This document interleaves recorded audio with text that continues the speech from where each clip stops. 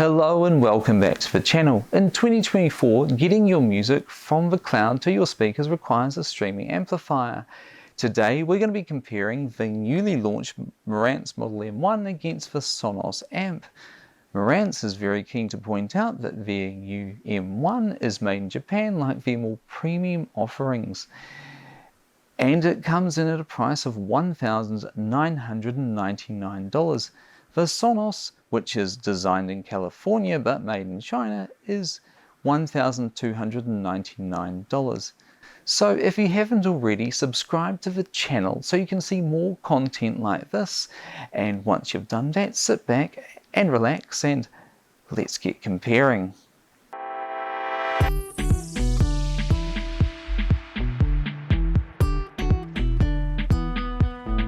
The Marantz comes in this lovely green box with the back highlighting connectivity and streaming music options. The M1 is well packed and comes with an optical cable and a power cable. The Sonos is far more minimalist with more eco-friendly packaging and comes with Sonos banana plug to wire speaker connectors and a power cable.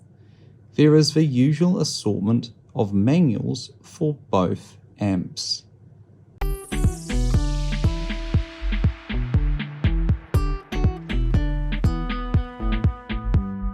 At the front, they look like twins separated at birth, with both having touch-sensitive controls for play, pause, and volume up and down. The Sonos has the vibe of another Californian company, Apple, with its minimal design and clean aesthetics. The M1, with its mesh grille top, looks like it came off the engine vent grille for a high-end sports car.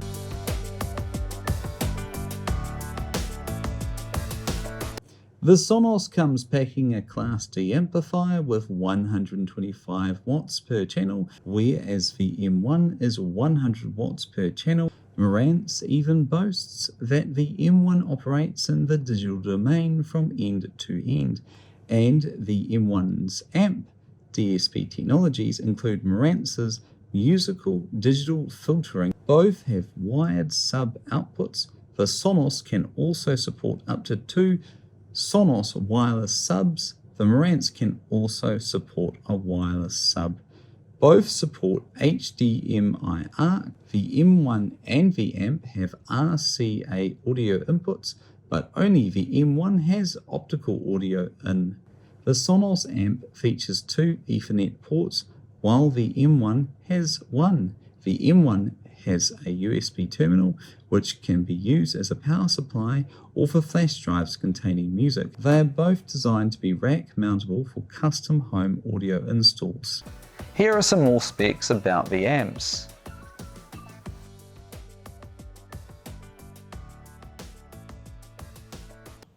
The Sonos amp took a little less than 6 minutes from plugging it in until it was working, and this includes a software update.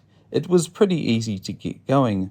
By comparison, the M1 needed to boot up, then failed, it was reset, then showed up as a soundbar, and then after a lengthy software update it was ready to go, taking 30 minutes. However, this is something you should only really need to do once.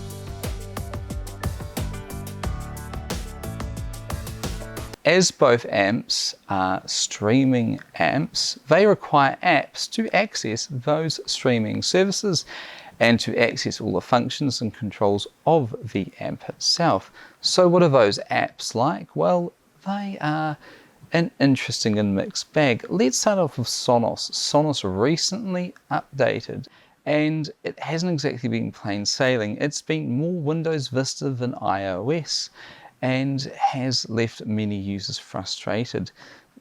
The CEO even just the other day apologized to all the users, promising that there would be much more improvements soon and updates were coming. Opening up the Sonos app, it's fairly logically laid out with your favorites up the top, your services next, and then your recently played songs and radio stations. To play something, all you need to do is make sure that you've got the amp selected. In this case it's YouTube test, and it is selected, and then you can play music.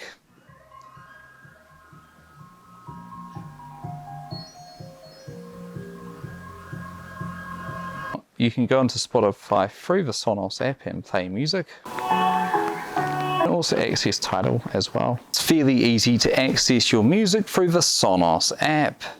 And if you want to make any adjustments to your Sonos amp through your Sonos app, all you need to do is click on the cog icon, find your amp in the list, and then you can adjust things like the EQ. You can put the bass up and down, adjust for treble, balance, for loudness, and you can even adjust the output of the wired subwoofer.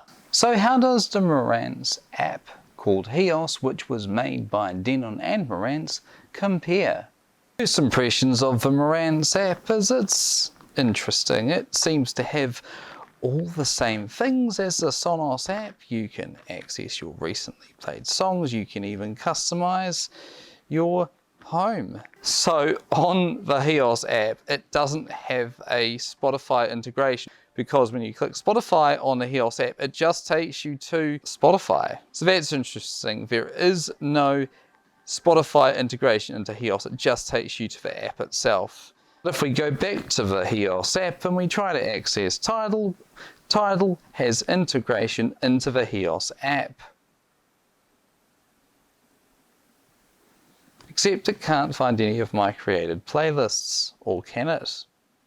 Try this one more time. So after a restart of the HEOS app, let's see how good the Tidal integration is.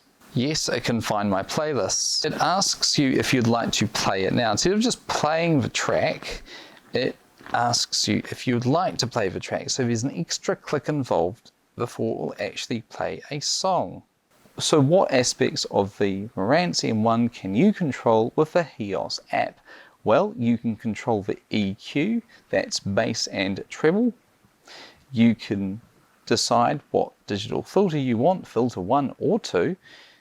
You can change the balance, you can change the output mode, you can change the quality, you can choose whether you are using a high pass filter or not. And for the wired subwoofer, you can choose the level of that subwoofer and the frequency of the low pass filter. Summing up the apps, the HEOS app is for those who like to have total control over their audio setup. And the Sonos app is for those who like to have an easy to use and clean user experience. It's also worth noting that if you have Tidal Connect or Apple AirPlay, you can use these to stream music to the amps without having to use the Sonos or the HEOS app. Here are some more specs about the streaming services each amp can support.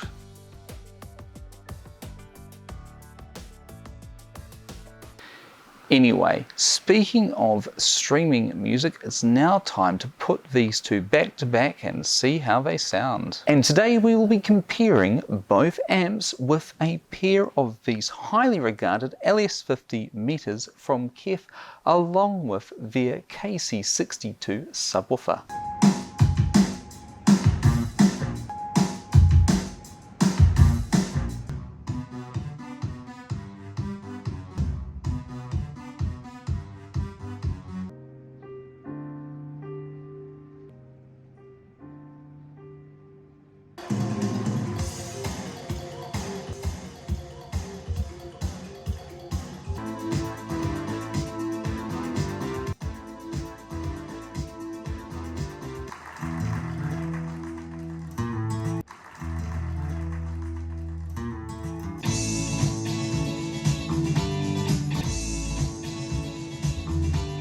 So how do they sound? Well, the Sonos amp sounds really rather good in isolation.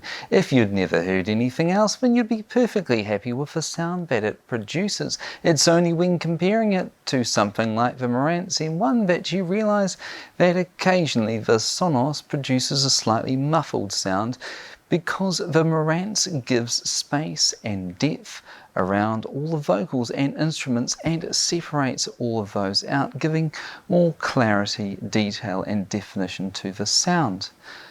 Overall, the Marantz does sound better, but then again it should. It costs $700 more, and therefore it is the hi-fi streaming amplifier for the sound enthusiasts.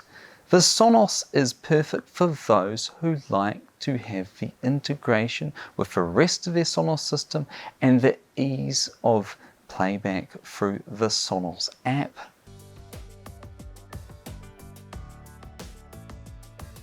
So to conclude then, if you are looking for the last word in user experience and ease of use and integrating into the rest of your Sonos system, go for the Sonos amp. Its decent enough sound quality will leave most smiling. If you're a little bit like me, a hi-fi person, then go for the Marantz because it offers better sound quality if you can live with the small foibles that it has. Overall, they are both great amps and have different purposes and suit different users. Thank you so much for watching the video. I hope you enjoyed the content. If you did, give it a like, leave a comment down below. Let me know about your Sonos amp or your Marantz amp. Maybe I'm wrong. Maybe I got something wrong in the video. Let me know down below. And subscribe to see more videos like this coming soon.